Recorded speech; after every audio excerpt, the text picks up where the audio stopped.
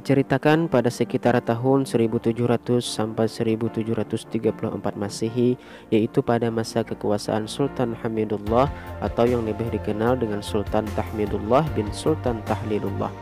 Tinggallah seorang pemuda yang soleh di kampung Lok Gabang bernama Abdullah bin Abu Bakar bin Abdul Rashid bin Abdullah bin Idrus al-Maghribi. Abdullah hidup tentram dan berbahagia bersama istri tercinta yang bernama Aminah. Mereka berdua merupakan pasangan suami istri yang sangat ideal, disayangi dan dihormati masyarakat serta disegani oleh sultan yang berkuasa ketika itu. Namun kebahagiaan, ketentraman dan kehidupan dalam keadaan berkecukupan tersebut masih ada saja yang membuatnya kesepian, yaitu belum adanya seorang anak dalam rumah tangga mereka berdua. Dengan penuh kesungguhan, mereka memohon kepada Allah Subhanahu wa Ta'ala agar mereka dikaruniai seorang anak yang soleh, dan doa mereka pun akhirnya terkabul. Pada saat kehamilan istrinya, mereka berdua mendapat nikmat yang sangat luar biasa, yaitu mendapatkan malam yang penuh berkah yang dikenal dengan Lailatul Qadar.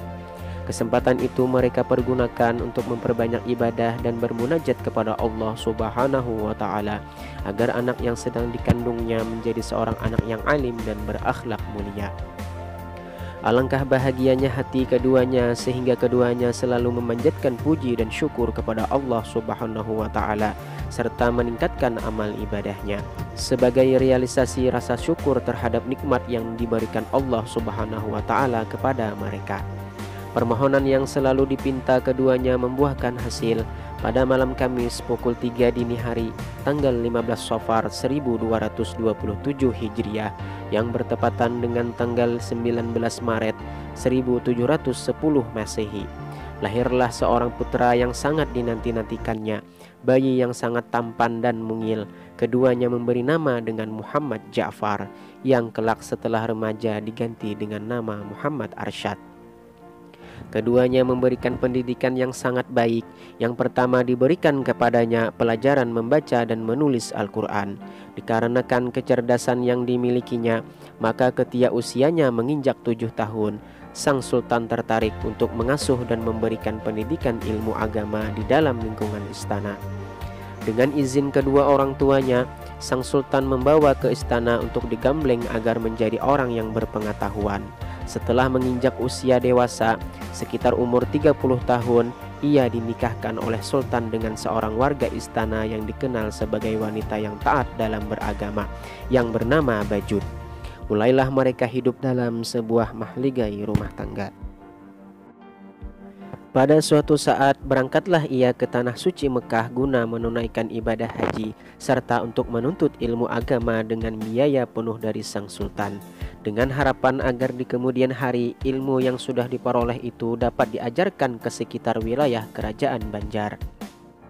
Selama berada di kota Mekah, Asy-Syaikh Muhammad Arsyad bermukim di sebuah rumah di kampung Syamiyah. Selama di Mekah, beliau menuntut ilmu dengan tekun di Masjidil Haram dalam berbagai bidang ilmu kepada para masyayikh dan ulama-ulama yang ternama pada zamannya.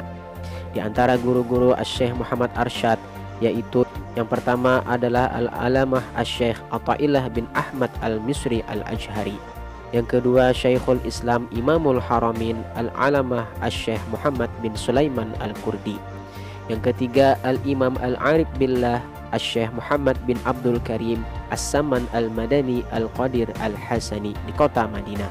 Yang keempat, Al-Alamah Asy-Syaikh Ahmad bin Abdul Mun'im Ad-Damanhuri. Yang kelima, Al-Alamah Asy-Syaikh Abil Fa'id Muhammad Murtada bin Muhammad Az-Zabidi. Yang keenam, Al-Alamah Asy-Syaikh Hasan bin Ahmad Akisi Al-Yamani. Yang ketujuh, Al-Alamah Asy-Syaikh Salim bin Abdullah Al-Basri.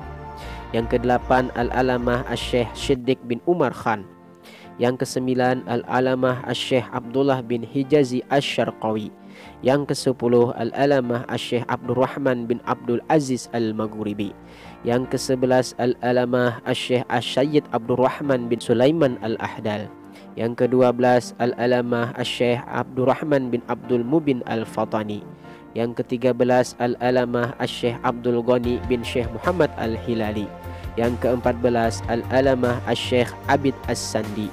Yang ke-15, Al-Alamah Asy-Syaikh Abdul Wahab At-Tantawi.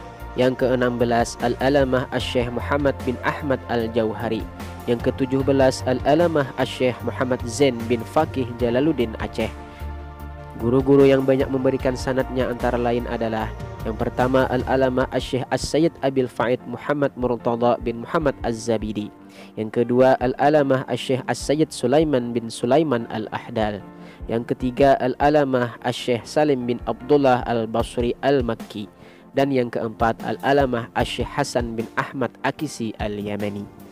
Setelah sekitar 30 tahun menuntut ilmu di kota Mekah dan 5 tahun di kota Madinah, tibalah saatnya kembali ke tanah air untuk mengajarkan ilmu pengetahuan yang ia dapat dari guru-gurunya yang mengajar di kedua tanah suci itu. Kedatangannya pada bulan Ramadan 1186 yang bertepatan dengan Desember 1772 Masehi disambut masyarakat dan keluarga dengan penuh gembira. Sejak saat itu ia mulai mengintensifkan dakwah dan pembinaan serta pengkaderan ulama melalui perkampungan khusus di desa dalam pagar Martapura. Di samping mendidik para keluarganya, beliau juga aktif mengajar dan mendidik para murid yang datang dari berbagai daerah. Selain itu beliau juga berdakwah ke segenap lapisan masyarakat, suaranya menggema ke segenap pelosok, membahana memecah keheningan angkasa sebagai pengukuh terhadap suara-suara masyarakat. Ia juga sebagai pengukuh terhadap suara-suara juru dakwah yang ia kirim ke berbagai tempat dan daerah. Keberhasilan dakwah Asy-Syaikh Muhammad Arsyad disebabkan kemampuannya dalam mengemas strategi dakwah dengan jalan menyatu bersama masyarakat awam, meningkatkan kaderisasi, regenerasi dai, serta turut berperan dalam mewujudkan kesejahteraan masyarakat, serta ikut serta dalam pengaruh kekuasaan kerajaan. Dalam menyampaikan dakwahnya, ia menggunakan berbagai metode dan sarana yang saling menunjang agar sasaran yang dituju dapat tersentuh dengan tepat. Dengan metode bilhal atau lisanul hal, hasilnya sangat mewarnai jiwa anak didik dan dapat merubah pola pikir serta perbuatannya ke arah kebajikan dan amal ibadah mereka dalam waktu yang relatif singkat. Dengan dakwah bil lisan, ia memang sudah memulainya sejak kedatangannya ke Martapura. Di sisi lain, ia juga menjabat sebagai penasehat di kalangan istana, maka Sultan Tahmidullah II pun termasuk menjadi salah seorang muridnya. Dengan dakwah bil qalam, ia juga melakukan penyusunan kitab-kitab yang mencakup semua ajaran Islam dalam bahasa Melayu agar misi dakwahnya dapat diterima ke segenap penjuru dan menjadikannya sebagai pegangan di kalangan rakyat. Beliau juga merupakan seorang ulama yang sangat produktif dalam menulis. Beliau mulai menulis kitab-kitab pada tahun kedua dari kedatangannya dari tanah suci Mekah. Di antaranya karya tulisnya adalah: yang pertama kitab Usuluddin berkaitan dengan keimanan dan tauhid. Yang kedua kitab Luqnatul Ajlan berisikan tentang sifat-sifat dan hukum-hukum seputar kewanitaan, di antaranya mengenai hukum haid, nifas, istihadah dan lain sebagainya. Yang ketiga kitab Faraid berisi tentang hukum-hukum waris. Yang keempat kitab Tuhfatur Raghibin pernah diterbitkan di Mesir pada tahun 1352 Hijriah, berisikan tentang hakikat iman dan hal-hal yang berhubungan dengan itu. Yang kelima kitab Al-Qaulul Mukhtasar fi Alamatil Mahdil Muhtazar, ditulis pada tahun 1196 Hijriah, yang berisi tentang penjelasan tanda-tanda akhir zaman, pernah dicetak di Singapura pada tahun 1356 Hijriah yang bertepatan dengan tahun 1937 Masehi. Yang keenam kitab Ilmu Falak, ditulis dalam bahasa Arab yang isinya menerangkan cara menghitung kapan terjadinya gerhana matahari dan bulan, serta segala sesuatu yang berkaitan dengan ilmu falak. Yang ketujuh Kitabun Nikah, menerangkan tentang pengertian wali dan bagaimana cara pelaksanaan akad nikah, pernah diterbitkan di Istanbul, Turki tahun 1304 Hijriah. Yang kedelapan kitab Kanzul Ma'rifah berisi tentang ilmu tasawuf. Yang kesembilan Fatwa Sulaiman Al-Qurdi berisi tentang kumpulan fatwa-fatwa Asy-Syaikhul Islam Imamul Haramain Al-Alamah Asy-Syaikh Muhammad bin Sulaiman Al-Qurdi. Sehubungan dengan pertanyaan Asy-Syaikh Muhammad Arsyad tentang tindakan raja yang memungut pajak dan hukum denda bagi pelanggar hukum bagi yang meninggalkan sholat Jumat dengan sengaja, serta berisi tentang masalah-masalah penting lainnya. Yang ke-10 kitab Sabilal Muhtadin yang merupakan karya terbesar Asy-Syaikh Muhammad Arsyad.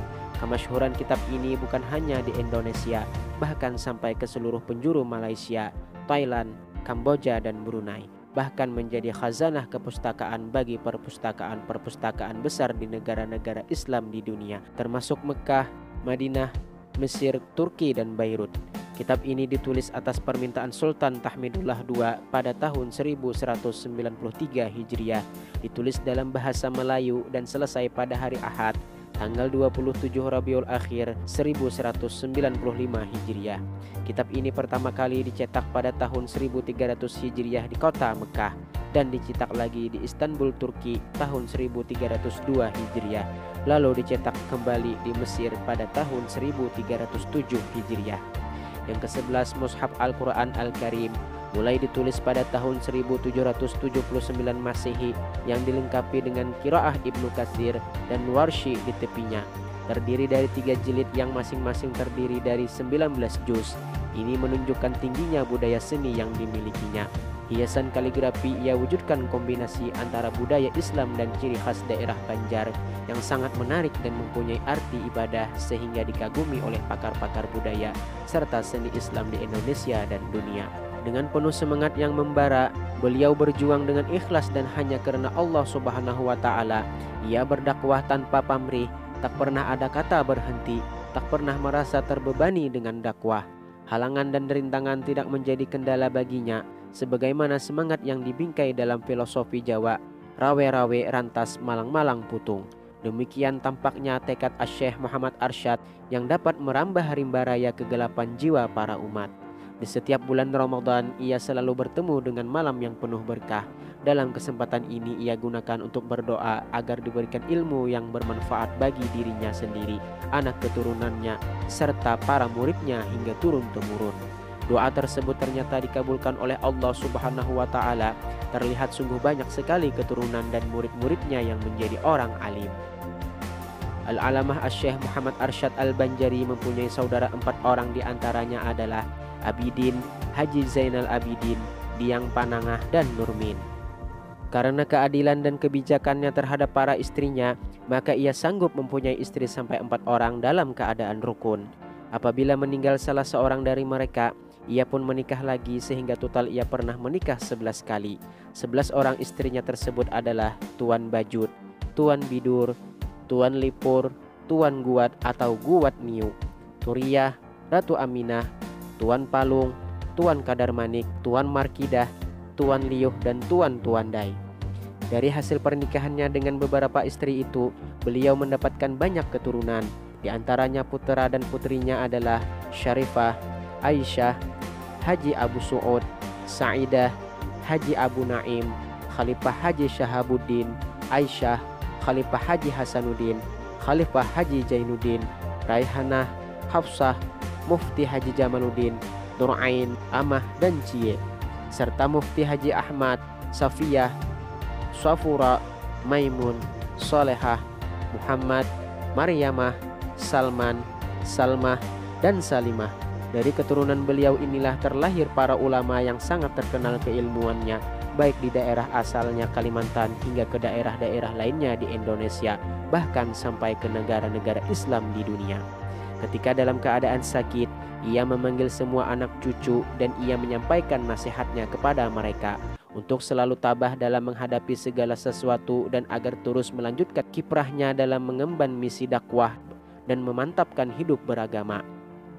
Beliau berwasiat kepada para keluarganya, apabila tiba masanya ia menghadap Sang Khalik untuk memenuhi panggilannya, maka jika musim kemarau ia meminta agar jasadnya dimakamkan di karang tengah dekat makam istri dan menantu yang telah mendahuluinya. Namun apabila musim hujan atau banjir, maka ia meminta untuk dimakamkan di Kalampayan, tempat perkebunannya yang terletak di dekat musala tempat di mana beliau melakukan sholat di masa hidupnya. Maka setelah sekitar 58 tahun belajar dan sekitar 40 tahun mengajar dengan tidak mengenal lelah dan tanpa pamrih, sehingga banyak ulama-ulama handal yang berhasil dicetaknya yang tersebar di mana-mana. Akhirnya pada malam Selasa antara Maghrib dan Isya pada tanggal 6 Syawal 1227 Hijriah yang bertepatan dengan 13 Oktober 1812 Masehi, beliau menghadap kepada Sang Pencipta untuk selama-lamanya. Sesuai wasiatnya, karena pada saat itu musim penghujan, maka kemudian beliau dimakamkan di desa Kalampayan. Saat wafat beliau meninggalkan 30 anak dan 114 cucu, yang diantaranya semua anak cucunya tersebut meneruskan cita-cita dan usaha Asy-Syaikh Muhammad Arsyad Al-Banjari. Wallahu a'lam.